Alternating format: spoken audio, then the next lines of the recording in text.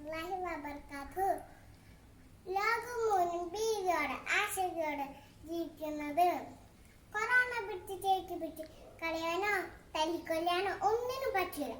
പക്ഷെ ഞാനൊരു കാര്യം പറയാം, നമ്മൾക്കൊരു രണ്ടായുധമുണ്ട്: സാനിറ്റൈസറും മാസ്കും. 3 മാസ്കുകളുണ്ട്: N95 മാസ്ക്, തുണി മാസ്ക്, സർജിക്കൽ മാസ്ക് എന്നൊക്കെയാണ്.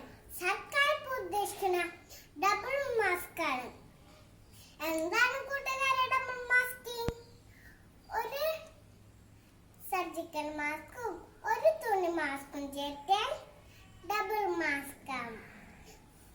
മാസ്ക് ഇട്ട് കഴിഞ്ഞാൽ മാസ്കിന്റെ 3 വശത്ത് തൊടാൻ പാടില്ല. 6 മണിക്കൂർ കഴിഞ്ഞാൽ മാസ്ക് ഡസ്റ്റ്ബിന്നിലോ അതോ കത്തിച്ചു കളയുക. നിങ്ങൾക്കെല്ലാവർക്കും അറിയില്ല, കുട്ടികളെല്ലാരും പുറത്തു പോവാണ്ടിരിക്കുക. Stay safe. Assalamu alaikum warahmatullahi wabarakatuh.